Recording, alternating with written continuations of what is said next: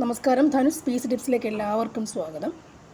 Previous questions ആണ്, ആവർത്തന ചോദ്യങ്ങൾ 2021 ക്വസ്റ്റ്യൻ പേപ്പർ കോഡ് 100/2021 LDCയുടെ ക്വസ്റ്റ്യൻ പേപ്പറാണ് ചെയ്യുന്നത്. 2 ക്വസ്റ്റ്യൻ പേപ്പറാണ് ചെയ്യാൻ ഉദ്ദേശിക്കുന്നത്.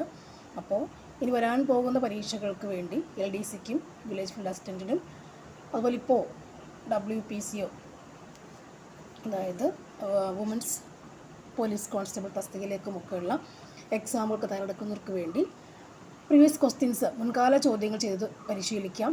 എപ്പോഴും ആവർത്തന ചോദ്യങ്ങൾ 50% നമുക്ക് വീണ്ടും ആവർത്തിക്കാറുണ്ട്. അപ്പോൾ ക്വസ്റ്റ്യൻസ് ചെയ്ത് പരിശീലിക്കുക.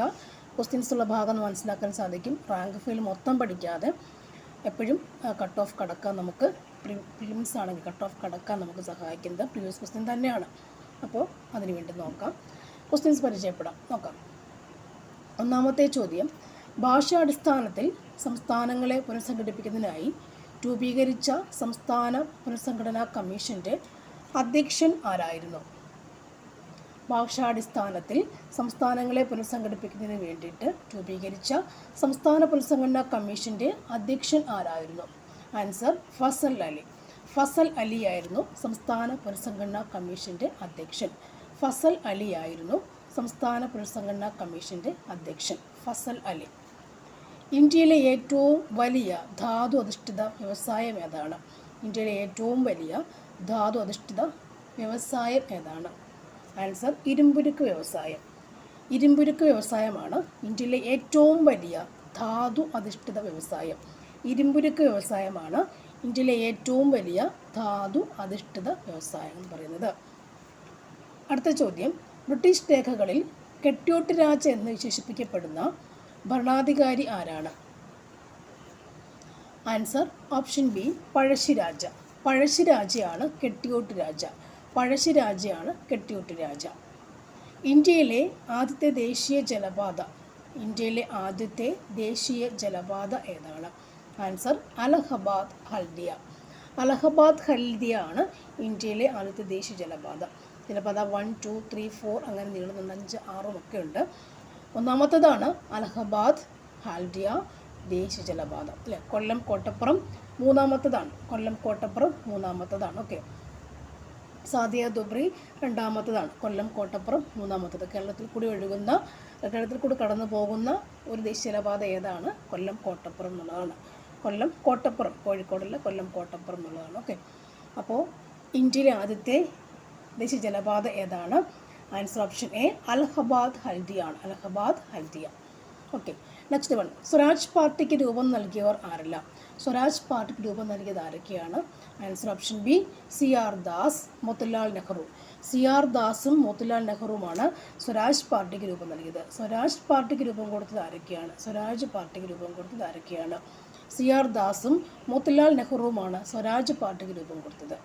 നെക്സ്റ്റ് വൺ, ഇന്ത്യൻ മഹാസമുദ്രത്തിൻ്റെ ആകെ വിസ്തൃതി, ജോഗ്രഫിക്കൽ പാർട്ടാണ് വരുന്നത്. ഇന്ത്യൻ മഹാസമുദ്രത്തിൻ്റെ ആകെ വിസ്തൃതി എത്രയാണ്? ആൻസർ ഓപ്ഷൻ ബി 73.4 ലക്ഷം ചതുരശ്ര കിലോമീറ്റർ ആണ് ഇന്ത്യൻ മഹാസമുദ്രത്തിൻ്റെ ആകെ വിസ്തൃതി. 73.4 ലക്ഷം ചതുരശ്ര കിലോമീറ്റർ ആണ് ഇന്ത്യൻ മഹാസമുദ്രത്തിൻ്റെ വിസ്തൃതി. 73.4 ലക്ഷം. ഇന്ത്യൻ ഓഷ്യൻ്റെ വിസ്തൃതി എത്രയാണ്? 73.4 ലക്ഷം ചതുരശ്ര കിലോമീറ്റർ ആണ് ഇന്ത്യൻ മഹാസമുദ്രത്തിൻ്റെ വിസ്തൃതി എന്ന് പറയുന്നത്. അടുത്ത ക്വസ്റ്റ്യൻ, അഗ്നിപുത്രി എന്ന് വിശേഷിപ്പിക്കുന്ന ഭാരതീയ വനിത. അഗ്നിപുത്രി എന്ന് വിശേഷിപ്പിക്കുന്ന ഭാരതീയ വനിത ആരാണ്? Answer option A Tessy Thomas. Tessy Thomas ആണ് അഗ്നിപുത്രി വിശേഷിപ്പിക്കുന്ന ഭാരതീയ വനിത. അഗ്നിപുത്രി ടെസ്സി തോമസ്. നമ്മുടെ ഭാരതത്തിലെ വനിതകളിൽ അഗ്നിപുത്രി എന്ന് പറയുന്ന ആരെയാണ്? ടെസ്സി തോമസിനെയാണ് പറയുന്നത്. Agniputhri Tessy Thomas. Next one, കേരളത്തിൻ്റെ ഭാഗമല്ലാത്ത ഭൂപ്രകൃതി വിഭാഗം ഏതാണ്? കേരളത്തിൻ്റെ ഭാഗമല്ലാത്ത ഭൂപ്രകൃതി വിഭാഗം ഏതാണ്? ഓപ്ഷൻസിൽ മലനാട്, ഇടനാട്, മരുപ്രദേശം, തീരപ്രദേശം എന്നിവയുണ്ട്. കേരളത്തിൻ്റെ ഭാഗമല്ലാത്ത ഭൂപ്രകൃതി വിഭാഗം ഇവയിൽ ഏതാണ്? ആൻസർ ഓപ്ഷൻ സി മരുപ്രദേശം. മരുപ്രദേശമാണ് ഭാഗമല്ലാത്തത്. മലനാടും ഇടനാടും തീരപ്രദേശവും കേരളത്തിൻ്റെ ഭൂപ്രകൃതി നമ്മൾ പഠിക്കുന്നതാണ്. അല്ലേ? റാങ്ക് ഫയലിലും പഠിക്കുന്നുണ്ട്. കേരളത്തിൻ്റെ ഭൂപ്രദേശങ്ങൾ പഠിക്കുന്നതാണ്. മലനാട്, ഇടനാട്, തീരപ്രദേശം. ഇപ്പോൾ നിങ്ങൾ പഠിക്കുമ്പോൾ PYQ പഠിക്കുമ്പോൾ, പ്രീവിയസ് ക്വസ്റ്റ്യൻ പഠിക്കുമ്പോൾ എന്ത് ചെയ്യണം? ഇപ്പോൾ ഇത് കണ്ടൻറ്റ് കണ്ടെങ്കിൽ ആ ഒരു ഭൂപ്രകൃതി വിഭാഗം എടുത്തില്ല, അവിടെ നമുക്ക് എന്ത് കാണാൻ പറ്റും? കേരളത്തിൻ്റെ 3 അണ്ടിൽ തിരിച്ചിട്ടുണ്ട്. മലനാടുണ്ട്, ഇടനാടുണ്ട്, തീരപ്രദേശം, അല്ലേ? ആ ഭാഗം മാർക്ക് ചെയ്ത് വെക്കുക. എന്നിട്ട് പഠിക്കുമ്പോൾ അത്രയും ഭാഗം ഒന്നുകൂടി സ്ട്രെസ് ചെയ്ത് പഠിക്കുക എന്നുള്ളതാണ്. അതാണ് ഈ പ്രീവിയസ് ക്വസ്റ്റ്യൻ്റെ ഒരു ഗുണം എന്ന് പറയുന്നത്. പഠിക്കുന്ന ഭാഗത്ത് നമുക്ക് ഒന്നുകൂടി ശ്രദ്ധിക്കാൻ, നമ്മൾ മറന്നു പോകാതിരിക്കാനും ഒരു ടെക്നിക്ക് തന്നെയാണ് എന്താ പ്രീവിയസ് ക്വസ്റ്റ്യൻ എന്ന് പറയുന്നത്. ഓക്കെ, അപ്പോൾ കേരളത്തിൻ്റെ ഭാഗമല്ലാത്ത ഭൂപ്രകൃതി ഭാഗം ആരാണ്? ഇവിടെ മരുപ്രദേശമാണ്. അപ്പോൾ മലനാടും ഇടനാടും തീരപ്രദേശവും എന്താണെന്ന് അറിയണം. ഭൂപ്രകൃതി ആണെന്ന് അറിഞ്ഞെങ്കിൽ മാത്രമേ നമുക്ക് ഇത് ആൻസർ ചെയ്യാൻ സാധിക്കുകയുള്ളൂ, അല്ലെങ്കിൽ കൺഫ്യൂഷൻ അടിച്ചിരിക്കത്തേ ഉള്ളൂ. ഓക്കെ, അടുത്ത ക്വസ്റ്റ്യൻ. ചേരിചേരാ പ്രസ്ഥാനം രൂപവൽക്കരിക്കാൻ തീരുമാനിച്ച സമ്മേളനം ഏതാണ്? ചേരിചേരാ പ്രസ്ഥാനം രൂപവൽക്കരിക്കാൻ തീരുമാനിച്ച സമ്മേളനം ഏതാണ്? ആൻസർ ഓപ്ഷൻ ബി, ബന്ധുങ് സമ്മേളനം. ബന്ധുങ് സമ്മേളനമാണ് ചേരിചേരാ പ്രസ്ഥാനം രൂപവൽക്കരിക്കാൻ തീരുമാനിച്ച സമ്മേളനം. ബന്ധുങ് സമ്മേളനമാണ് ചേരിചേരാ പ്രസ്ഥാനം രൂപവൽക്കരിക്കാൻ തീരുമാനിച്ച സമ്മേളനം. അപ്പോൾ എന്നാണ് ബന്ധുങ് അല്ലെങ്കിൽ എന്നാണ് ചേരിചേരാ പ്രസ്ഥാനം രൂപം കൊണ്ട വർഷം? ചേരിചേരാ പ്രസ്ഥാനം രൂപം കൊണ്ട വർഷം എന്നാണ്? 1955 ചേരിചേരാ പ്രസ്ഥാനം രൂപം കൊള്ളുന്നത്. 1955 ചേരിചേരാ പ്രസ്ഥാനം രൂപം കൊള്ളുന്നത്, അല്ലേ? ഇതിന് സ്ഥിരമായിട്ടൊരു ആസ്ഥാനമില്ല. ചേരിചേരാ പ്രസ്ഥാനത്തിന് സ്ഥിരമായിട്ടൊരു ആസ്ഥാനമില്ല. ബന്ധുങ് സമ്മേളനത്തിലാണ് നമ്മൾ തീരുമാനിക്കുന്നില്ലേ, രൂപം തീരുമാനിക്കുന്നത്. ബന്ധുങ് എവിടെയാണ്? ഇന്തോനേഷ്യയിലാണ്. ഇന്തോനേഷ്യയിലാണ് ബന്ധുങ് എന്ന് പറയുന്ന സ്ഥലം. അപ്പോൾ ചേരിചേരാ പ്രസ്ഥാനം രൂപവൽക്കരിക്കാൻ തീരുമാനിച്ച സമ്മേളനം ഏതാണ്? ബന്ധുങ് സമ്മേളനം. ബന്ധുങ് എന്ന സ്ഥലം എവിടെയാണ്? ഇന്തോനേഷ്യയിലാണ്, അല്ലേ? ഇന്തോനേഷ്യയിലാണ് ബന്ധുങ് എന്ന് പറയുന്ന സ്ഥലം. എന്നാണ് ചേരിചേരാ പ്രസ്ഥാനം രൂപം കൊണ്ടത് എന്നാണ് ചോദിച്ചാൽ നമുക്ക് എന്ത് പറയാം? 1955 ചേരിചേരാ പ്രസ്ഥാനം രൂപം കൊള്ളുന്നത്, അല്ലേ? അപ്പോൾ ഇനി സമ്മേളനം നടക്കുമ്പോൾ ആദ്യത്തെ സമ്മേളനം നടന്ന വർഷം എന്തായിരിക്കണം? ആദ്യ സമ്മേളനം എന്നായിരുന്നു 1961 ആദ്യത്തെ സമ്മേളനം നടക്കുന്നത്, അല്ലേ? അപ്പോൾ ഇവിടെ ചേരിചേരായ്മയുടെ ആശയത്തെ പലപ്പോഴും ചോദിച്ചിട്ടുള്ള ചോദ്യമാണ്. ചേരിചേരായ്മയുടെ ആശയങ്ങൾക്ക് രൂപം കൊടുത്തത് ആരൊക്കെയാണ്? കുറേ നേതാക്കന്മാരുണ്ടല്ലേ. ആരൊക്കെയാണ്? നമ്മുടെ ഇന്ത്യ എന്നുള്ളത് ആരാണ്? ഒരാൾ ജവഹർലാൽ നെഹ്റു, അല്ലേ? ജവഹർലാൽ നെഹ്റു ഉണ്ട്, അബ്ദുൽ നാസർ ഉണ്ട്, മാർഷൽ ടിറ്റോ ഉണ്ട്, സുക്കാർണോ ഉണ്ട്, കാമി ക്രൂമോ. അങ്ങനെ 3-4 പേരാണ് ഈ ചേരിചേരായ്മ എന്ന സംഭവം ഉണ്ടാക്കിയെടുത്തിട്ടുള്ളത്. അപ്പോൾ തുടങ്ങിയ വർഷം ഏതായിരുന്നു? 55 തുടങ്ങി, ഇല്ല? ആദ്യ സമ്മേളനം എന്നായിരുന്നു 1961, അല്ലേ? അപ്പോൾ ഫസ്റ്റ് സമ്മേളനം നടന്ന എന്നാണ്? ചേരിചേരാ രാജ്യങ്ങളുടെ ആദ്യത്തെ സമ്മേളനം നടന്ന ഇവിടെ വെച്ചാണെന്നറിയോ? ഇവിടെ വെച്ചാണ് ബെൽഗ്രേഡാണ്. ബെൽഗ്രേഡ് വെച്ച് ചോദിച്ചിട്ടുള്ള ചോദ്യമാണത്. ബെൽഗ്രേഡ് വെച്ചിട്ടാണത് ചേർന്നില്ല. അങ്ങനെയാണെങ്കിൽ ഈ ചേരിചേരാ നയം എന്നൊരാശയം ആദ്യമായിട്ട് കൊണ്ടുവരണമല്ലോ, ഇല്ല? ഒരു സംഭവം ആദ്യം കൊണ്ടുവരുന്ന ആരാണ്? നമ്മുടെ VK കൃഷ്ണമേനോനാണ്. VK കൃഷ്ണമേനോനാണ് ഈ ചേരിചേരാ നയം എന്നൊരു സാധനം, എന്നൊരു ആശയം, ചേരിചേരാ നയം എന്നൊരു ആശയം കൊണ്ടുവരുന്നത് ആരാണ്? VK കൃഷ്ണമേനോനാണ് കൊണ്ടുവരില്ലേ? അപ്പോൾ നമ്മുടെ ഈ സംഘടനയ്ക്ക് ചേരിചേരാ പ്രസ്ഥാനം സംഘടനയില്ല. നമ്മുടെ ഇന്ത്യ എന്നുള്ള പ്രധാനപ്പെട്ട വ്യക്തി ആരായിരുന്നു? ജവഹർലാൽ നെഹ്റു, അല്ലേ? ജവഹർലാൽ നെഹ്റുവാണ് ഇന്ത്യയിലുള്ള പ്രധാനപ്പെട്ട വ്യക്തി. അദ്ദേഹമാണ് ശരിക്കും ഇങ്ങനെ ഇതിൻ്റെ ശില്പി എന്നറിയപ്പെടുന്നത് അദ്ദേഹം തന്നെയാണ്. ജവഹർലാൽ നെഹ്റുവാണ് ചേരിചേരാ പ്രസ്ഥാന ശില്പി എന്ന് പറയും. അപ്പോൾ ഒന്നുകൂടി ഞാനിത് പറയാം. ചേരിചേരാ പ്രസ്ഥാനം എന്ന് പറയുമ്പോൾ രൂപവൽക്കരിക്കാൻ തീരുമാനിച്ച സമ്മേളനം ഏതാണ്? ബന്ധുങ് സമ്മേളനമാണ്, അല്ലേ? ബന്ധുങ് എവിടെയാണ്? ഇന്തോനേഷ്യയിലാണ്. ഇനി എന്നാണ് ഇത് രൂപം കൊണ്ടത്? ചേരിചേരാ പ്രസ്ഥാനം എന്ന് രൂപം കൊണ്ടു? 1955 രൂപം കൊള്ളുന്നത്. ഇതിൻ്റെ ആദ്യ സമ്മേളനം നടന്നത് എന്നാണ്? 1961 ആദ്യത്തെ സമ്മേളനം നടക്കുക. ആ സ്ഥലം എവിടെയാണ്? ബെൽഗ്രേഡാണ്, ഇല്ലേ? ഇനി ഈ ഒരു ചേരിചേരാ നയം ആദ്യമേ കൊണ്ടുവന്ന ആരാണ്? നമ്മുടെ VK കൃഷ്ണമേനോനായിരിക്കും, അല്ലേ? ഇനി ഈ ചേരിചേരാ ആശയങ്ങൾ കുറേ പേരല്ലേ രൂപവൽക്കരിച്ചില്ലേ? 5 പേരുണ്ട്. അതിൽ നമ്മുടെ ഇന്ത്യ എന്നുള്ള ആരായിരുന്നു? ജവഹർലാൽ നെഹ്റുവാണ്, അല്ലേ? ജവഹർലാൽ നെഹ്റുവാണ്. അദ്ദേഹമാണ് ഇതിൻ്റെ ശില്പി എന്ന് പോലും പറഞ്ഞില്ലേ? ചേരിചേരാ സംഘടനയുടെ ശില്പി ജവഹർലാൽ നെഹ്റുവാണ്. അപ്പോൾ അദ്ദേഹത്തിൻ്റെ കൂടെ കുറച്ച് പേരുണ്ട്. ആരൊക്കെയായിരുന്നു? ഒരു അബ്ദുൾ നാസറുണ്ട്, മാർഷൽ ടിറ്റോ ഉണ്ട്, സുക്കാർണോ ഉണ്ട്. ടിറ്റോ, സുക്കാർണോ, നാസർ, കാമി ക്രൂമ ഇവരൊക്കെയാണ് കൂടെ ഉണ്ടായിരുന്നത്. അതും ചോദ്യം വന്നിട്ടുണ്ട്. ഓക്കെ, അപ്പോൾ എത്രയാണ് അതിനെക്കുറിച്ച് പറയാനുള്ളത്?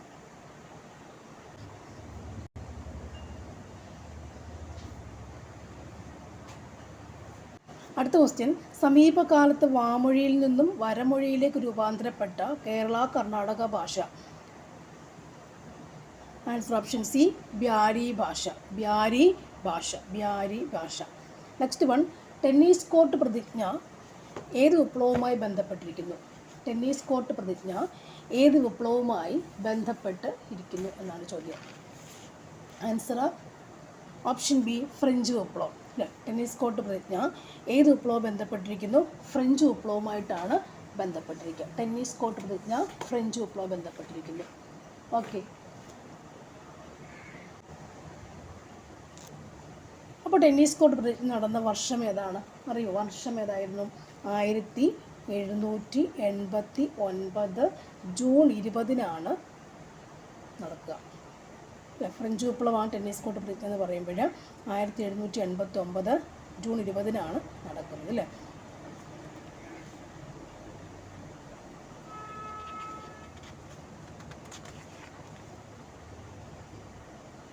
നമുക്ക് അമേരിക്കൻ വിപ്ലവം എന്ന് പറയുമ്പോൾ ഏതായിരിക്കും ഫസ്റ്റ് നമുക്ക് ഓർമ്മ വരിക? ഏത് കാര്യം ഓർമ്മ വരും? പഞ്ചസാര നികുതി ഓർമ്മ വരാം. അല്ലേ? ബോസ്റ്റൺ ടീ പാർട്ടി ഓർമ്മ വരും. ബോസ്റ്റൺ ടീ പാർട്ടി ഓർമ്മ വരാം. ഷുഗർ ആക്ട്, പഞ്ചസാര നികുതി ഓർമ്മ വരുന്നുണ്ട്. അല്ലേ? അതുപോലെ പ്രാതിനിധ്യമില്ലാത്ത നികുതിയിൽ എന്ന് പറയുന്നത് എന്താണ്? ജെയിംസ് ഓട്ടിസിൻ്റെ വാക്യങ്ങൾ അമേരിക്കൻ വിപ്ലവത്തിൻ്റെ കാര്യമാണ്. അപ്പോൾ ബോസ്റ്റൺ ടീ പാർട്ടി അമേരിക്കൻ വിപ്ലവത്തിൻ്റെയാണ്. അപ്പോൾ പഞ്ചസാര നികുതി അമേരിക്കൻ വിപ്ലവത്തിൻ്റെ. അല്ലേ? ഫ്രഞ്ച് വിപ്ലവം എന്ന് പറയുമ്പോൾ അതിനകത്ത് ആരൊക്കെയുണ്ട്? ടെന്നീസ് കോർട്ട് പ്രതിജ്ഞ ഫ്രഞ്ച് വിപ്ലവത്തിൻ്റെയാണ്. മറ്റൊന്നുകൂടി എന്ത് പറയാം? സെപ്റ്റംബർ കൂട്ടക്കൊലയുണ്ട് ഫ്രഞ്ച് വിപ്ലവത്തിൻ്റെ. അല്ലേ? അതുപോലെ മറ്റൊരു കാര്യം, അവർക്കാണ് എന്ത് പറയുക? സ്വാതന്ത്ര്യം, സമത്വം, സാഹോദര്യം എന്ന് പറഞ്ഞ സംഭവങ്ങളുള്ളത് ഫ്രഞ്ച് വിപ്ലവത്തിനല്ലേ? സ്വാതന്ത്ര്യം, സമത്വം, സാഹോദര്യമുള്ളത്. അതുപോലെ തന്നെ എസ്റ്റേറ്റുകളൊക്കെ കാണപ്പെടുന്നത് ഇവിടെയല്ലേ? ഫ്രഞ്ച് വിപ്ലവത്തിലല്ലേ? ഒന്നാം എസ്റ്റേറ്റ് എന്ന് പറയുമ്പോൾ പുരോഹിതന്മാരാണ്, രണ്ടാമത്തെ പ്രഭുക്കന്മാരാണ്, മൂന്നാമത്തെ വരുന്ന കച്ചവടക്കാരും എഴുത്തുകാരും ഒക്കെ ഉള്ളതാണ്. അപ്പോൾ അതാ ഫ്രഞ്ച് വിപ്ലവത്തിൻ്റെ ഒരു കഥ അങ്ങനെയാണ്. അപ്പോൾ ടെന്നീസ് കോർട്ട് ആരാണ്? ഫ്രഞ്ച് വിപ്ലവമാണ്. വർഷം ഏതാണ് നടക്കുന്നത്? 1789 ജൂൺ 20 നടക്കുക. ഓർത്തല്ലോ? ജൂൺ 20. അമേരിക്കൻ വിപ്ലവത്തെക്കുറിച്ച് എന്ന് പറഞ്ഞു. ഏതൊക്കെ ഓർക്കാം? ബോസ്റ്റൺ ടീ പാർട്ടി ഓർക്കാം, ഷുഗർ ആക്ട് ഓർക്കാം. ബോസ്റ്റൺ ടീ പാർട്ടി ഓർക്കാം, ഷുഗർ ആക്ട് ഓർക്കാം. അല്ലേ? ബോസ്റ്റൺ ടീ പാർട്ടി ഓർക്കാം, ഷുഗർ ആക്റ്റും ഓർക്കാം. കുറച്ച് നോക്കാം. അടുത്തത്, വടക്കേ അമേരിക്കയിലെ റോക്കി പർവ്വതനിരയുടെ കിഴക്കൻ ചരിവിലൂടെ വീശുന്ന ഉഷ്ണക്കാറ്റ് ഏതാണ്? ഉഷ്ണക്കാറ്റ് ഏതാണ്? ആൻസർ ഓപ്ഷൻ എ, ചിനൂക്കാണ് ഉഷ്ണക്കാറ്റ്. ചിനൂക്കാണ് ഉഷ്ണക്കാറ്റ്. അല്ലേ? ചിനൂക്കാണ് ഉഷ്ണക്കാറ്റ്. ഹർമാട്ടിൻ എന്ന് പറഞ്ഞ ആരെയാണ്? ഡോക്ടർ എന്നുള്ള വിളിപ്പേരാണ് ആർക്കുള്ളത്? ഹർമാട്ടിനുള്ളത്. ഡോക്ടറാണ് വിളിപ്പേര് ഹർമാട്ടിനുള്ളത്. ഫൊൻ എന്ന് പറയും മുന്തിരിക്കൊലകൾ പാകമാകുമ്പോൾ ഉള്ള കാറ്റ്. അല്ലേ? അതാണ് ഫൊൻ എന്ന കാറ്റിൻ്റെ പ്രത്യേകത. അടുത്തത്, കാർഷിക കാലങ്ങളെ അടിസ്ഥാനമാക്കിയുള്ള വിളകൾ താഴെ തന്നിരിക്കുന്നു. ഇതിൽ ശരിയായ ജോഡികൾ ഏതൊക്കെയാണ്? അവിടുത്തെ ആൻസർ ഓപ്ഷൻ സി ആണ്. 1, 3 ശരിയാണ്. അതായത് ഖാരിഫ് നെല്ലും അതുപോലെ സയ്യിദ് പഴവർഗ്ഗങ്ങളും ശരിയാണ്. ഖാരിഫ് വിളകൾ നെല്ല് വരുന്നതാണ് ഖാരിഫ് വിള എന്ന് പറയുമ്പോൾ. സയ്യിദ് വിളകൾ എന്താണ്? പഴവർഗ്ഗങ്ങളാണ്. അല്ലേ? പഴം, പച്ചക്കറി, പഴവർഗ്ഗങ്ങളാണ്. നെക്സ്റ്റ് ചോദ്യം എന്ന് പറയുന്നത്, തന്നിരിക്കുന്നതിൽ വാണിജ്യ ബാങ്കുകളുടെ ധർമ്മങ്ങളിൽ ഉൾപ്പെടുന്ന ഏതാണ്? വാണിജ്യ ബാങ്കുകളുടെ ധർമ്മങ്ങളിൽ ഉൾപ്പെടുന്നത് ഏതാണ്? വാണിജ്യ ബാങ്കുകൾ.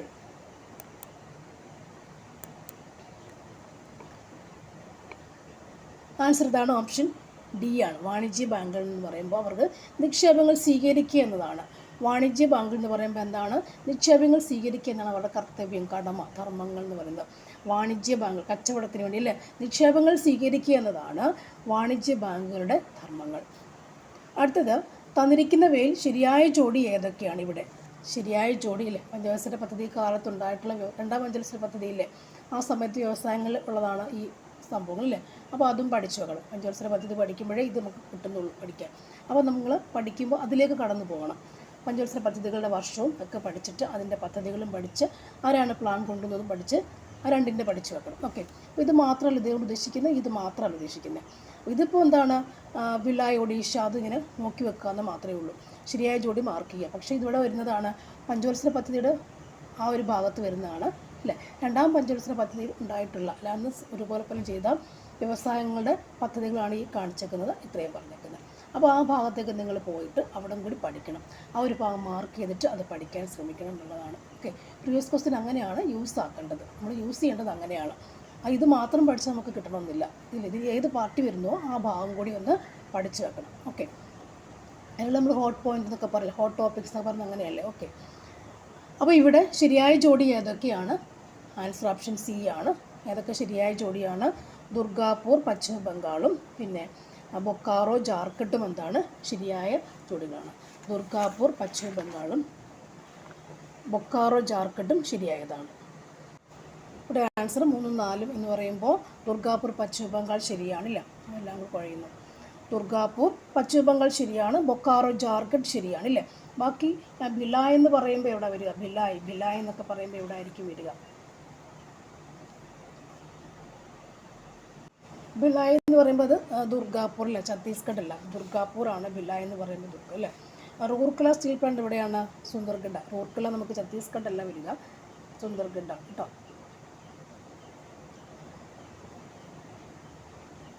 ബൊക്കാറോ നമുക്ക് ജാർഖണ്ഡ് എഴുതാം, ദുർഗാപൂർ പശ്ചിമ ബംഗാൾ എഴുതാം. ഓക്കെ, ഇനി റൂർക്കല നമുക്ക് എഴുതാം, റൂർക്കല എഴുതാം അല്ലേ, ഇവിടെ എഴുതാം.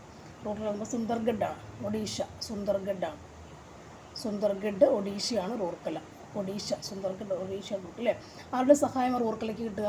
ജർമ്മനി സഹായമാണ് റൂർക്കലയ്ക്ക് കിട്ടുക. ജർമ്മനിയുടെ സഹായമാണ് റൂർക്കലയ്ക്ക് കിട്ടുക. അപ്പം ഭിലായ് എന്ന് പറയുമ്പോൾ അതാണ് ഛത്തീസ്ഗഡാണ് ഭിലായ് കേട്ടോ. ഭിലായ് ഛത്തീസ്ഗഡ് തിരിച്ചു കൊടുത്തേക്കാം അല്ലേ.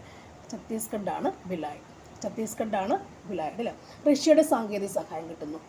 ഓക്കെ, ഭിലായ് എന്ന് പറയുമ്പോൾ എന്താണ്? ഛത്തീസ്ഗഡാണ്. ഓക്കെ, റൂർക്കല ഏതാണ്? സുന്ദർഗഡ് ഒഡീഷയാണ്. സുന്ദർഗഡ് ഒഡീഷയാണ്. അപ്പം ഭിലായ്ക്ക് കിട്ടുന്ന സഹായം ആർക്കാണ്? റഷ്യയിൽ നിന്ന് സഹായം ലഭിച്ചിട്ടാണ് അവർ ചെയ്യുന്നത്, വ്യവസായം ചെയ്യുന്നത്. റൂർക്കലയ്ക്കോ ജർമ്മനിയുടെ സഹായമാണ്. റൂർക്കല ജർമ്മനിയുടെ സഹായമാണ് ലഭിക്കുക. റൂർക്കലയ്ക്ക് ജർമ്മനിയുടെ സഹായമായിരിക്കും ലഭിക്കുക അല്ലേ. അപ്പോൾ അത്രയാണത്. അടുത്ത ക്വസ്റ്റ്യൻ, തന്നിരിക്കുന്ന പ്രസ്താവന നിരീക്ഷിക്കുന്നതിൽ എന്താ പറയുക, ശരി ഏതൊക്കെയെന്നാണ് ചോദ്യം. ആൻസർ ഓപ്ഷൻ ബി ആണ് കേട്ടോ. ഓപ്ഷൻ ബി ആണ് ആൻസർ. അതായത് ഇതിൽ 3 പോയിന്റുകളും ശരിയാണ്. 1, 2, 3 പോയിന്റുകളും ശരിയാണ്. അതായത് ഇന്ത്യയിലെ മുഖ്യ താപോർജ്ജ സ്രോതസ്സാണ് കൽക്കരി എന്ന് പറയുന്നത്. പ്രധാന വ്യാവസായിക ഇന്ധനമാണ് കൽക്കരി എന്ന് പറയും. ബിറ്റുമിനസ് വിഭാഗത്തിൽപ്പെട്ട കൽക്കരിയാണ് ഇന്ത്യയിൽ കൂടുതലായും കാണപ്പെടുന്നത്. ഇന്ത്യയിലെ മുഖ്യ താപോർജ്ജ സ്രോതസ്സാണെന്ത്? കൽക്കരി എന്ന് പറയുന്നത്. പ്രധാന വ്യാവസായിക ഇന്ധനമാണെന്ത്? കൽക്കരി.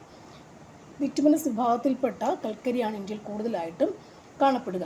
കൽക്കരി എന്നൊക്കെ പറയുമ്പോൾ നമുക്കറിയാലോ, കൽക്കരി അതിൻ്റെ ചോദ്യങ്ങൾ ഇന്ത്യൻ വ്യവസായത്തിൽ കൂടുതലായി കാണപ്പെടുന്നുണ്ടല്ലേ. പ്രധാനപ്പെട്ട കൽക്കരി ഖനികൾ ഏതൊക്കെയാണ്? അങ്ങനെ പറയുകയാണെങ്കിൽ പ്രധാനപ്പെട്ട കൽക്കരി ഖനികൾ ഏതൊക്കെയാണ്? പ്രധാനപ്പെട്ട കൽക്കരി ഖനികൾ ഏതൊക്കെയാണ്? ജാറിയ, ബൊക്കാറോ, റാണിഗഞ്ച്, കോർബ, താരാപൂർ അല്ലേ. അതിലെ ഏറ്റവും പഴയ കൽക്കരി ഖനി ആരാണ്? പഴയ കൽക്കരി ഖനി, പഴയ അതാരാണ്? പഴയ കൽക്കരി എന്ന് പറയുമ്പോഴത് റാണിഗഞ്ചാണ്. പഴയ കൽക്കരി ഖനി റാണിഗഞ്ചാണ്. പഴയ കൽക്കരി ഖനി റാണിഗഞ്ചാണ്. ഓക്കെ, അപ്പോൾ ഏറ്റവും വലുത് ജാറിയാണ്. വലുത് ജാറിയാണ്. വലുത് എപ്പോഴും ചോദ്യം കേട്ടോ. വലുത് ജാറി. ഈ ഭാഗത്തും ചോദ്യം ഒരുപാടുണ്ട്. വലുത് ജാറിയാണ്. വലിയ കൽക്കരി പാടം ജാറിയാണ്. ഓക്കെ, വലിയ കൽക്കരി പാടം ജാറിയാണ്. ഓക്കെ, അപ്പോൾ അതാണ് കൽക്കരിയുടെ പ്രത്യേകത. അങ്ങനെയാണ്. പഴയത് റാണിഗഞ്ചും ഏറ്റവും വലുത് ജാറിയുമാണെന്നൊന്ന് പഠിച്ചു വെച്ചേക്കാം. ഓക്കെ, നെക്സ്റ്റ് ചോദ്യം, ചുവടെ കൊടുത്തിട്ടുള്ളവയിൽ പ്രസ്താവനയിൽ ഉദാരവൽക്കരണത്തിൻ്റെ ഫലമായുള്ള മാറ്റത്തിൽ പെടുന്നവ ഏതെല്ലാം? ആൻസർ ഓപ്ഷൻ ബി ആണ്. 1, 2, 3 വ്യവസായങ്ങൾ തുടങ്ങുവാനുള്ള നിയന്ത്രണങ്ങൾ ലഘൂകരിച്ചു, കമ്പോള നിയന്ത്രണങ്ങൾ പിൻവലിച്ചു, കൂടുതൽ മേഖലകളിൽ വിദേശ നിക്ഷേപം അനുവദിച്ചു എന്നുള്ളതാണ് ഉദാരവൽക്കരണത്തിൻ്റെ ഫലമായുള്ള മാറ്റം. ഉദാരവൽക്കരണത്തിൻ്റെ ഫലമായുള്ള മാറ്റങ്ങൾ അതൊക്കെയാണ്. വ്യവസായം തുടങ്ങാൻ ഉള്ള നിയന്ത്രണങ്ങൾ ലഘൂകരിച്ചു വെച്ചു അല്ലേ. പല പ്രശ്നങ്ങളുണ്ടായിരിക്കും ഒരു വ്യവസായം തുടങ്ങണമെങ്കിൽ. അതൊക്കെ ഒന്ന് ചെറുതാക്കി കൊടുത്തു, വേഗം തുടങ്ങാവുന്ന രീതിയിൽ ഒന്ന് ആക്കി കൊടുത്തു. കമ്പോള നിയന്ത്രണങ്ങൾ പിൻവലിച്ചു അല്ലേ, മാർക്കറ്റിൻ്റെ നിയന്ത്രണങ്ങളൊക്കെ പിൻവലിച്ചു. കൂടുതൽ മേഖലകളിൽ വിദേശ നിക്ഷേപം അനുവദിച്ചു കൊടുക്കുകയും ചെയ്തു. ഓക്കെ, അടുത്തത് 2020 ഏപ്രിൽ 1 നിലവിൽ വന്ന ബാങ്ക് ലയനത്തോടു കൂടി ഇന്ത്യയിലെ ഏറ്റവും വലിയ രണ്ടാമത്തെ പൊതുമേഖലാ ബാങ്ക് ഏതായിരുന്നു? പൊതുമേഖലാ ബാങ്ക് എന്ന് പറയുമ്പോൾ പഞ്ചാബ് നാഷണൽ ബാങ്കാണ്. ഈ സമയത്തുള്ളതാണ്. ഓക്കെ, നെക്സ്റ്റ്, UNDPയുടെ 2020 റിപ്പോർട്ട് അനുസരിച്ച് മാനവ വികസന സൂചികയിൽ ഇന്ത്യയുടെ സ്ഥാനം എത്രയാണ് അല്ലേ. കറൻ്റലി അപ്ഡേറ്റ്സ് നമുക്ക് നോക്കണം. ഇപ്പോഴത്തെ ആൻസർ നമുക്കുണ്ടായിരുന്നു 131 ആൻസർ അല്ലേ. നമ്മൾ ഇപ്പോഴത്തെ അപ്ഡേറ്റ് വെച്ചിട്ട് ചെക്ക് ചെയ്യാം. നെക്സ്റ്റ് വരുന്നത്, ഇന്ത്യൻ ഭരണഘടന ഉറപ്പു നൽകുന്ന സമത്വത്തിനുള്ള അവകാശം എന്ന മൗലിക അവകാശത്തിൽ ഉൾക്കൊള്ളിച്ചിരിക്കുന്ന ആശയങ്ങളിൽ പെടാത്തത് ഇവയിലേതാണ്? ആൻസർ ഓപ്ഷൻ ബി ആണ്. അതായത് ഒന്നാമത്തതാണ് അല്ലേ പെടാത്തത് answer. Okay, next one. Kerala കൃഷി വകുപ്പിൻ്റെ സേവനങ്ങൾ ടെക്നോളജിയുടെ സഹായത്തോടെ കർഷകർക്ക് എത്തിക്കാനായി ആവിഷ്കരിച്ച പദ്ധതിയായി എയിംസിൻ്റെ പൂർണ്ണരൂപം എന്താണ്? Answer option C, agriculture information management system. AIMS agriculture information management system അല്ലേ? Agriculture information management system. Agriculture information management സിസ്റ്റമാണെന്ത് അല്ലേ? നമുക്ക് സഹായങ്ങൾ സേവനമാണ്. അപ്പോൾ നമുക്ക് ഇൻഫർമേഷനാണ് വേണ്ടത്, സേവനമാണ് വേണ്ടത്, ഇൻഫർമേഷൻ വേണം, അറിവാണ് നമുക്ക് വേണ്ടത് അല്ലേ? അതുകൊണ്ട് ഇപ്പോൾ നമുക്കത് ഇൻഫർമേഷൻ നമുക്ക് എഴുതാൻ പറ്റും അല്ലേ? അഗ്രികൾച്ചർ ഇൻഫർമേഷൻ മാനേജ്മെൻറ്റ് സിസ്റ്റം എന്ന് എഴുതപ്പെടും. നെക്സ്റ്റ് ചോദ്യം. കേരള സ്റ്റേറ്റ് ഇലക്ഷൻ കമ്മീഷനുമായി ബന്ധപ്പെട്ട ശരിയായ പ്രസ്താവനകൾ ഏതൊക്കെയാണ്? ആൻസർ ഓപ്ഷൻ ഡി ആണ്. 1, 2, 3 ശരിയാണ് അല്ലേ?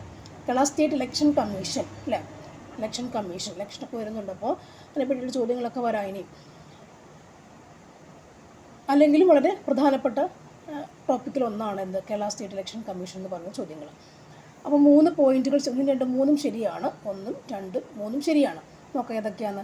Kerala state election commission 1993 December 3-ാം തീയതി നിലവിൽ വന്നു അല്ലേ? അപ്പോൾ നിങ്ങൾ ഓർക്ക് ഈ ഒരു പോയിന്റ് PYQയിൽ എന്തിനിങ്ങനെ കാണാൻ പഠിക്കണം. കാരണം ഈ പോയിന്റ് നമ്മൾ എഴുതി വെക്കുമ്പോൾ ഈ പോയിന്റിൽ നിന്ന് അല്ലേ ഓരോ പോയിന്റും നമുക്കൊരു ചോദ്യം നെക്സ്റ്റ് ഇടാറുണ്ട്.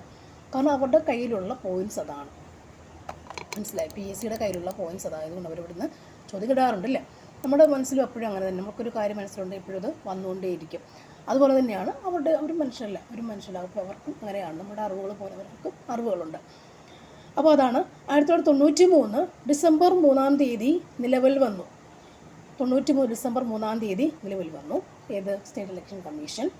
ഇന്ത്യൻ ഭരണഘടനയുടെ ആർട്ടിക്കിൾ 243K പ്രകാരമാണ് സ്റ്റേറ്റ് ഇലക്ഷൻ കമ്മീഷൻ സ്ഥാപിതമായത് അല്ലേ?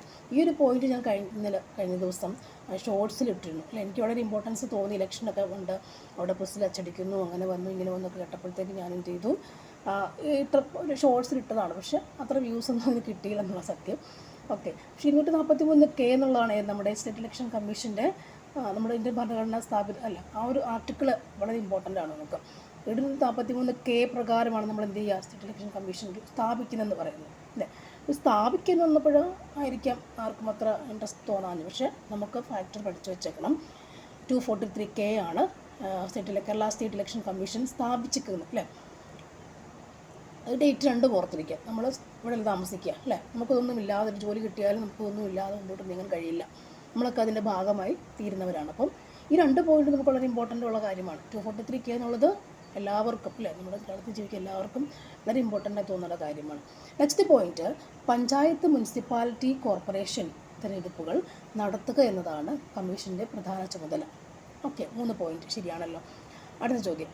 കേരള ദുരന്ത നിവാരണ അതോറിറ്റിയുമായി ബന്ധപ്പെട്ട് തെറ്റായ പ്രസ്താവനകൾ ഏതൊക്കെയാണ്?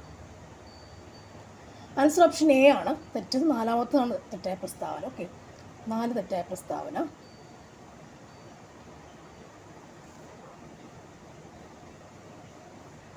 വേണ്ട, ബാക്കി നമുക്ക് നോക്കാം. 2005 കേരള ദുരന്ത നിവാരണ അതോറിറ്റി അല്ലേ?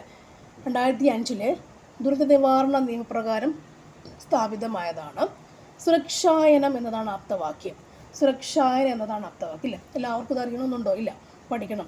സുരക്ഷായനം എന്നാണ് കേരള ദുരന്ത നിവാരണ അതോറിറ്റിയുടെ നമുക്ക് എപ്പോഴും ചെയർമാനൊക്കെ അല്ലേ ചോദിക്കാം. അപ്പോൾ ഇതിലൂടെ പഠിക്കൂ. സുരക്ഷായനമാണ് കേരള ദുരന്ത നിവാരണ അതോറിറ്റിയുടെ ആപ്തവാക്യം. ദുരന്ത നിവാരണ അതോറിറ്റിയുടെ ചെയർമാൻ മുഖ്യമന്ത്രി അല്ലേ? അപ്പോൾ ഇത് മാത്രം നമുക്ക് PYQ ക്വസ്റ്റ്യൻ ചോദിക്കാറുണ്ട്, കേട്ടിട്ടില്ലേ? അത് തന്നെയാണ് പറഞ്ഞേക്കുന്നത് എപ്പോഴും. അപ്പോൾ സുരക്ഷായനമാണ് എന്തിൻ്റെ ആപ്തവാക്യം? കേരള ദുരന്ത നിവാരണ അതോറിറ്റിയുടെ ആപ്തവാക്യം. ഒന്നുകൂടി നോക്കാം. 2005 ദുരന്ത നിവാരണ നിയമപ്രകാരമാണ് കേരള ദുരന്ത നിവാരണ അതോറിറ്റി സ്ഥാപിക്കപ്പെടുന്നത്. ഓക്കെ, സുരക്ഷായനം എന്നതാണ് ഇതിൻ്റെ ആപ്തവാക്യം. ദുരന്ത നിവാരണ അതോറിറ്റിയുടെ ചെയർമാൻ ആരാണ്? മുഖ്യമന്ത്രിയാണ്. ഓക്കെ, അടുത്ത ക്വസ്റ്റ്യൻ. കേരള സാമൂഹ്യനീതി വകുപ്പിൻ്റെ കീഴിലുള്ള മന്ദഹാസം പദ്ധതി എന്തുമായി ബന്ധപ്പെട്ടിരിക്കുന്നു? മന്ദഹാസം പദ്ധതി ആൻസർ ഓപ്ഷൻ ഡി ആണ് കേട്ടോ. കൃത്രിമ ദന്തങ്ങളുടെ പൂർണ്ണ സെറ്റ് സൗജന്യമായി വെച്ചു കൊടുക്കുന്ന പദ്ധതിയാണെന്ത്? മന്ദഹാസം പദ്ധതി.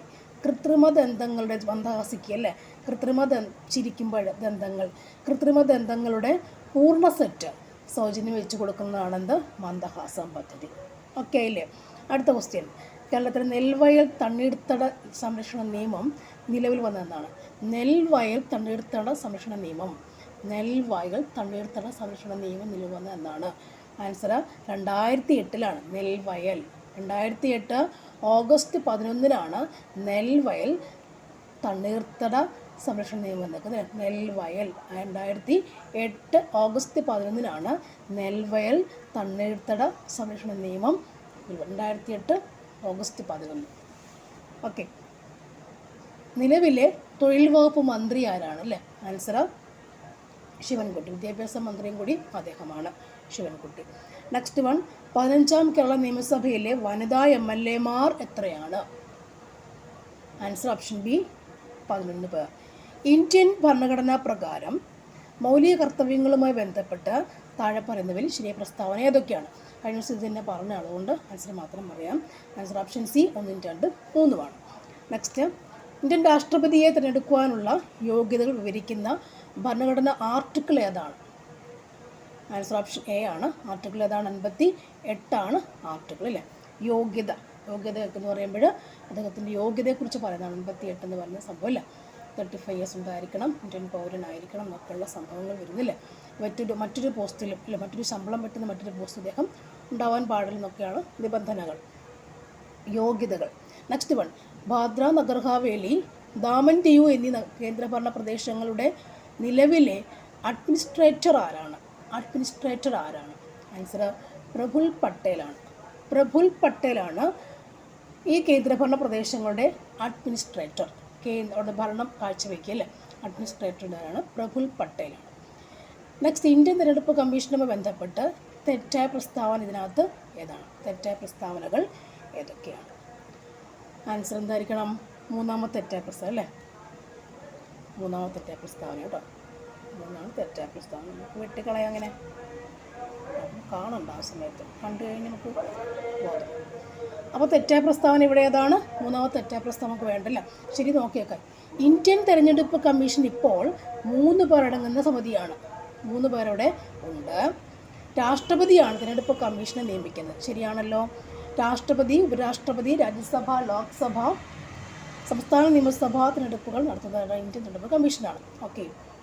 അടുത്ത ക്വസ്റ്റ്യൻ, പ്രധാനമന്ത്രി ഉൾപ്പെടെ കേന്ദ്രമന്ത്രിസഭയുടെ ആകെ അംഗങ്ങളുടെ എണ്ണം ലോക്സഭാ മെമ്പർമാരുടെ 10% നിജപ്പെടുത്തിയ ഭരണഘടനാ ഭേദഗതി ഏതാണ്? ആൻസർ ഓപ്ഷൻ ബി 91 ഭരണഘടനാ ഭേദഗതി.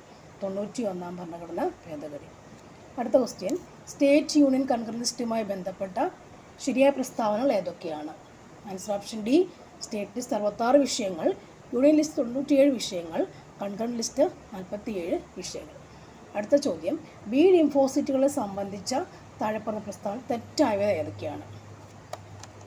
ബി ലിംഫോസൈറ്റ് തെറ്റായവ ഏതൊക്കെയാണ്? തെറ്റ് 1, 4 തെറ്റെന്ന് പറയുന്നു അല്ലേ. ഒന്നാമത്തെ തെറ്റാണ്, 4 തെറ്റാണ്. ബി ലിംഫോസൈറ്റ് എന്ന് പറയുമ്പോൾ അല്ലേ, ബി ലിംഫോസൈറ്റ്, ടി ലിംഫോസൈറ്റും ബി ലിംഫോസൈറ്റുകളുമുണ്ട്. ബാക്ടീരിയ നശിപ്പിക്കുന്ന ബി ലിംഫോസൈറ്റാണ്. ആൻറ്റിജനുകളുടെ വിഷാംശത്തെ നിർവീര്യമാക്കുന്നതും ലിംഫോസൈറ്റ്. എപ്പോഴും ആൻറ്റിബോഡികളെ നിർമ്മിക്കുന്നതാണ് ആര്? ഈ ലിംഫോസൈറ്റ് എന്ന് പറയുന്നത്. ബി ലിംഫോസൈറ്റ് ആയാലും ടി ലിംഫോസൈറ്റും ബി ലിംഫോസൈറ്റ് എന്ന് പറയുന്നത് പ്രത്യേകിച്ചും വിഷാംശമാണ് നിർവീര്യമാക്കുക അല്ലേ. അവരുടെ ലിംഫോസൈറ്റ് മെയിൻ ധർമ്മം എന്താണ്? ആൻറ്റിബോഡി ഉൽപ്പാദിപ്പിക്കുന്നതാണ് അവരുടെ മെയിൻ ധർമ്മം, പ്രധാന കടമ അല്ലേ. ബി എന്ന് പ്രത്യേകിച്ചും എന്തായിരിക്കണം പറയുക, അതിൻ്റെ അകത്ത് വിഷാംശം നശിപ്പിക്കുന്നതാണ്. ബാക്ടീരിയയും നമ്മുടെ ബോഡിയിലേക്ക് കയറുന്ന ബാക്ടീരിയകളെയും വിഷാംശത്തെയൊക്കെ നശിപ്പിക്കുന്ന ആരാണ്? ബോഡിയിലേക്ക് കയറുന്നത് ആൻറ്റിജൻ എന്ന് പറഞ്ഞാൽ ബോഡിയിലേക്ക് കയറുന്ന ബാക്ടീരിയയും നമ്മുടെ ആൻറ്റിജൻ അല്ലേ, ആ വിഷാംശത്തെയൊക്കെ നശിപ്പിക്കുന്നത് ബി ലിംഫോസൈറ്റാണ് അല്ലേ. ലിംഫോസൈറ്റ് ശരിക്കും എന്താണ്? നമ്മുടെ ബ്ലഡിനകത്തുള്ള WBCക്കകത്തൊരു പാർട്ടാണത് ലിംഫോസൈറ്റ്. ഓക്കെ. നെക്സ്റ്റ്, സർക്കാരിൻ്റെ രോഗപ്രതിരോധ വൽക്കരണ പ്രക്രിയയിൽ ജീവകം എ ഉൾപ്പെടുത്തിയതിൻ്റെ ഉദ്ദേശങ്ങൾ എന്താണ്? ആൻസർ ഓപ്ഷൻ എ ആണ് അല്ലേ. എന്തൊക്കെയാണ്? 1, കോർണിയ വരൾച്ച തടയുന്നതിന് വേണ്ടി അല്ലേ. 4മത്തേത് നിശാന്തത തടയുന്നതിന്. അപ്പോൾ ഇത് രണ്ടും മാത്രം മതിയായിരുന്നോ? ജീവകമേ ഉൾപ്പെടുത്തില്ലേ. ഇത് രണ്ടുമുള്ള രോഗങ്ങൾ ഇല്ലേ, രണ്ടുമുള്ള രോഗങ്ങൾ പരക്കെയുണ്ട്. ഏതാണൊന്ന്? നമ്മൾ പക്ഷേ വേണമെങ്കിൽ എന്തെഴുതും, പിന്നെ 2, 4 ഒക്കെ എഴുതാം അല്ലേ. ഇവയൊന്നുമല്ലെന്നല്ല. തിമിരം ജീവകം എ എന്ന് പറയുമ്പോൾ പറയാം. ഈ കോർണിയ വളർച്ചയുടെ സംഭവ അസുഖമാണത് സിറോഫ്താൽമിയാണ്. കോർണിയ ആ അസുഖം സിറോഫ്താൽമി പറയാം. സിറോഫ്താൽമിയ എന്ന് പറയുമ്പോൾ കോർണിയ വറ്റി വരണ്ട് പോകുന്നതാണ്. ദിശാന്തത എന്ന് പറയുമ്പോൾ വൈറ്റമിൻ എ ഡെഫിഷ്യൻസി അല്ലേ, മങ്ങിയ വെളിച്ചത്തിൽ കാണാൻ കഴിയാത്തത്. മങ്ങിയ വെളിച്ചത്തിൽ കാണാൻ കഴിയാത്തതാണത് ദിശാന്തത എന്ന് പറയാം. അപ്പോൾ തിമിരബാധ എന്തുമായിരിക്കണം? തിമിരം എന്താ? ലെൻസ് അതാര്യമാകുന്നതല്ലേ, വൈറ്റമിൻ എ ഡെഫിഷ്യൻസി അല്ലത്. ലെൻസ് അതുകൊണ്ടും ആവാം, ലെൻസ് അതാര്യമാവും അല്ലേ, നമ്മുടെ കണ്ണകത്തുള്ള ലെൻസ് അതാര്യമാവും, സൂര്യപ്രകാശം കടന്നു പോവില്ല. അതാണ് ഗ്ലോക്കോമ എന്ന് പറയുമ്പോൾ എന്താണ്? അതിനകത്തുള്ള മർദ്ദവ്യത്യാസം. കണ്ണകത്തുള്ള വിട്രിയസ് ഹ്യൂമറും അക്യൂസ് ഹ്യൂമറും ഒക്കെ ഉണ്ട്. 2 ചേമ്പറുണ്ട് അതിനകത്ത്, 2 അറകളുണ്ട്, അതിനകത്ത് ദ്രാവകമുണ്ട്. അതിൻ്റെ മർദ്ദവ്യത്യാസത്തിലുണ്ടാകുന്ന വ്യത്യാസങ്ങളാണ് ഗ്ലോക്കോമ എന്ന അസുഖത്തിന് കാരണം. ഓക്കെ, ഇത് നമ്മൾ പഠിക്കുന്നതല്ലേ, വൈറ്റമിൻ എ ഡെഫിഷ്യൻസി വന്നപ്പോഴും ഉണ്ടാകുന്ന 2 അസുഖങ്ങൾ നമ്മളെപ്പോഴും പഠിക്കുന്ന. ഇത് മങ്ങിവെളിച്ചത്തിൽ കാണാൻ കഴിയാത്ത അവസ്ഥയും ഇത് കോർണിയയും അതിൻ്റെ കൺപോളകളുമൊക്കെ വറ്റി വരണ്ട് പോവുക, ഡ്രൈനെസ് ആവുന്നതാണ് സിറോഫ്താൽമി. ഓക്കെ, അടുത്ത ക്വസ്റ്റ്യൻ. പ്രമുഖ പ്രകൃതിശാസ്ത്രജ്ഞനായ ജോൺ റേയുടെ സംഭാവനകളിൽ ശരിയായവ ഏതല്ല? ആൻസർ ഓപ്ഷൻ ബി ആണ്. 2ഉം 3ഉം ശരിയാണ്. ജോൺ റേ, അതായത് 2 സ്പീഷീസ് എന്ന പദം ആദ്യമേ ഉപയോഗിച്ചു. സ്പീഷീസ്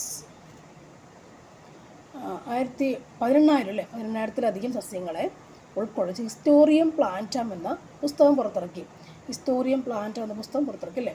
അദ്ദേഹം സ്പീഷീസ് എന്ന് പറയുമ്പോൾ ജീനസ് സ്പീഷീസും അല്ലേ, നമ്മൾ ഈ പ്ലാന്റ്സിനെ ആയാലും അനിമൽസിനെ ആയാലും ജീവവർഗത്തിനെ വർഗീകരിക്കുന്ന താഴത്തെ തട്ടുള്ള സാധനമാണ് സ്പീഷീസ് എന്ന് പറയും അല്ലേ. ഏറ്റവും ചെറിയ ഘടകമാണ് സ്പീഷീസ് അല്ലേ. അത് കുറച്ച് ചെടികളുണ്ട്, ഒരു ഗ്രൂപ്പ് ആക്കുമ്പോഴാണ് എന്താ സ്പീഷീസ് എന്ന് പറയുക. ഒക്കെ ഒരേ ഗുണങ്ങൾ കാണും. ഇത് ഒരേ ഗുണമുള്ള സ്പീഷീസ് ചേരുമ്പോൾ എന്താവുക? ജീനസ് ആവുന്നത് അല്ല, അങ്ങനെ ഫാമിലി ആവും, അങ്ങനെ പിന്നെ കിങ്ഡമായിട്ട് മാറുന്നതാണ്. Okay, next. ചിക്കൻ ബോക്സ് പകർത്തുന്ന സൂക്ഷ്മാണുജീവി ഏതാണ്? ആൻസർ ഓപ്ഷൻ ബി വൈറിസെല്ല വൈറസാണ്. ചിക്കൻ ബോക്സ് വൈറിസെല്ല വൈറസാണ്. താഴെപ്പറയുന്ന അസുഖങ്ങളിൽ സൂണോറ്റിക് വിഭാഗത്തിൽപ്പെടുന്ന അസുഖം ഏതാണ്? സൂണോറ്റിക് വിഭാഗത്തിൽപ്പെടുന്ന അസുഖം ഏതാണ്? ആൻസർ എലിപ്പനി ഇല്ലേ, ചെള്ള്. സൂണോറ്റിക് എന്ന് പറഞ്ഞാൽ സുവോളജി, സൂണോറ്റിക് അതായത് ചെള്ള് പരത്തുന്ന രോഗം, എലിപ്പനി അല്ലെ, എലിയുടെ അസുഖം, എലിപ്പനി പരത്തുന്നു. ഓക്കെ, ബാക്കിയൊന്നും അതല്ലല്ലോ. ഇത് മലമ്പനി എന്ന് പറയുമ്പോൾ കൊതുകുണ്ട് അവിടെ പക്ഷേ അല്ലേ, എന്നാൽ ഇവിടെ അതല്ല, ചെള്ള്. ശരാശരി ബ്ലഡ് പ്രഷർ എത്രയാണ്? ബ്ലഡ് പ്രഷർ എത്രയാണ്? 120/80 mm/Hg ആണ്. ഡയസ്റ്റോളിക് ആൻഡ് സിസ്റ്റോളിക് പ്രഷർ അല്ലേ, 120/80 ആണ്. നെക്സ്റ്റ് ചോദ്യം. ദേശീയ ആരോഗ്യ ദൗത്യം നാഷണൽ ഹെൽത്ത് മിഷൻ ആരംഭിച്ചതെന്നാണ്? ആൻസർ എന്നാണ് ഓപ്ഷൻ സി 2013 അല്ലേ. ഫുഡ് സെക്യൂരിറ്റി ബില്ല്, ഭക്ഷ്യസുരക്ഷാ ബില്ല് വന്നു തന്നെയാണ്. ദേശീയ ആരോഗ്യ ദൗത്യം അല്ലേ 2013 അപ്പം ഫുഡ് സെക്യൂരിറ്റി ബില്ല് പാസ്സാക്കുന്നതും 2013 ഫുഡ് സെക്യൂരിറ്റി ബില്ല്, ഭക്ഷ്യസുരക്ഷാ ബില്ല്. അത് ചോദിച്ചിട്ടുള്ള എപ്പോഴും. ക്രഷിംഗ് ദി കർവ് ഏത് അസുഖം ബന്ധിക്കിട്ടിരിക്കും? Crushing the curve corona virus. Crushing the curve corona virus. വീർപ്പിച്ച ബലൂൺ വെള്ളത്തിന് അടിയിലേക്ക് താഴ്ത്തുമ്പോൾ അതിൻ്റെ വലിപ്പം കുറയുന്നു. ഇത് തന്നിരിക്കുന്ന ഈ നിയമവുമായി ബന്ധപ്പെട്ടിരിക്കുന്നു.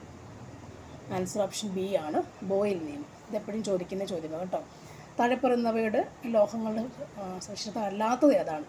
ലോഹങ്ങളുടെ പ്രത്യേകത ഒന്നും അല്ലാത്തത് ഏതാണ്? ആൻസർ എന്താണ്? ഒന്നാമത്താണ് അല്ലാത്തത് കേട്ടോ. ബാക്കിയൊക്കെ ലോഹങ്ങളുടെ പ്രവർത്തനമാണ്. 2, 3 ഇത് വായിച്ചു നോക്കൂ കേട്ടോ. നെക്സ്റ്റ്. യഥാർത്ഥ ലായനിയുമായി ബന്ധപ്പെട്ട പ്രസ്താവന. യഥാർത്ഥ ലായനി എന്താണ്? ലായനി അതായത് ഓപ്ഷൻ ബി ഫിൽറ്റർ പേപ്പർ ഉപയോഗിച്ച കണികളെ അരിച്ചു മാറ്റാൻ കഴിയില്ല. ഒരു ലായനിയിൽ നമുക്ക് ഫിൽറ്റർ പേപ്പർ ഉപയോഗിച്ച് പോലും നമുക്കതിൽ നിന്ന് കണികളെ മാറ്റാൻ കഴിയില്ല എന്നുള്ളതാണ് വസ്തുത. നെക്സ്റ്റ്. ദ്രവ്യത്തിൻ്റെ 9ാമത്തെ അവസ്ഥ ഏതാണ്? 9ാമത്തെ അവസ്ഥ ഏതാണ്? Jan teller metal. Jan teller metal. Okay. ലോകത്തിലെ 3ാമത്തെ വലിയ വജ്രം ഖനനം ചെയ്തെടുത്തത് ഇവിടെ ഒന്നാണ്. ആൻസർ ഓപ്ഷൻ ഡി ബോട്സ്വാന കേട്ടോ. ബോട്സ്വാന എന്നാണ് എടുത്തേക്കുന്നത്. ഒരു കോൺകേവ് ദർപ്പണത്തിൻ്റെ പോളിൽ നിന്നും മുഖ്യ ഫോക്കസിലേക്കുള്ള ദൂരം 12 സെൻറ്റിമീറ്റർ ആണെങ്കിൽ വക്രത ആരം എത്രയാണ്? ആൻസർ ഓപ്ഷൻ സി ആണ് 24 കേട്ടോ. നെക്സ്റ്റ്. ഒരു വസ്തുവിനെ ഭൂമിയുടെ ധ്രുവപ്രദേശത്തു നിന്നും ഭൂമധ്യരേഖ പ്രദേശത്തേക്ക് കൊണ്ടുപോകുമ്പോൾ അതിൻ്റെ പിണ്ഡവും ഭാരവുമായി ബന്ധപ്പെട്ട് ശരിയായ പ്രസ്താവത്തിലെടുക്കുക. ആൻസർ ഓപ്ഷൻ ബി ആണ്. പിണ്ഡം മാറുന്നില്ല, ഭാരം കുറയുന്നു. ഇതൊരു കർശന രീതി കേട്ടോ, അതൊന്ന് നോക്കിക്കോളൂ. എൻ്റെ 49ൻ്റെ ആൻസർ എ. അത് കറക്റ്റാവും, കറക്റ്റ് അല്ലാതിരിക്കാം. എ ആണ് ആൻസർ കറക്റ്റ് വരുന്നത്. മനുഷ്യനെ ബഹിരാകാശത്ത് എത്തിക്കാനുള്ള ഇന്ത്യയുടെ ദൗത്യം ഏതാണ്? ആൻസർ ഓപ്ഷൻ ഡി ആണ്, ഗഗൻയാൻ. നെക്സ്റ്റ്, ഇന്ത്യയുടെ ഭൗമനിരീക്ഷണ ഉപഗ്രഹമായ EOS-3 വിക്ഷേപിക്കാൻ ഉപയോഗിച്ച വിക്ഷേപണ വാഹനം ഏതാണ്? ആൻസർ ഓപ്ഷൻ എ ആണ്, GSLV F-10. ഓക്കെ, ഞാനിവിടെ വൈൻഡപ്പ് ചെയ്യുകയാണ്. അപ്പോൾ ഇതിൻ്റെ ബാക്കി ഞാൻ അടുത്ത ക്ലാസ്സിൽ ഇടുന്നതായിരിക്കും. ഓക്കെ, വീണ്ടും വാച്ച് ചെയ്യണം, ദിവസം കാണാൻ ശ്രമിക്കണം. പ്രീവിയസ് ദിവസം നന്നായിട്ട് പഠിച്ചു പോവുക. നമുക്ക് അന്നേരം പ്രിലിംസ് കടക്കാൻ പറ്റും കേട്ടോ. ഓക്കെ, ഇതിൻ്റെ ഭാഗവും ബാക്കി ക്വസ്റ്റ്യൻ ഇപ്പോൾ 202 എന്നൊരു 23 ക്വസ്റ്റ്യൻ ഉണ്ട്. അതുകൂടി ഒന്നിച്ച് നെക്സ്റ്റ് വീഡിയോ തന്നെ ഇടാം. ഓക്കെ.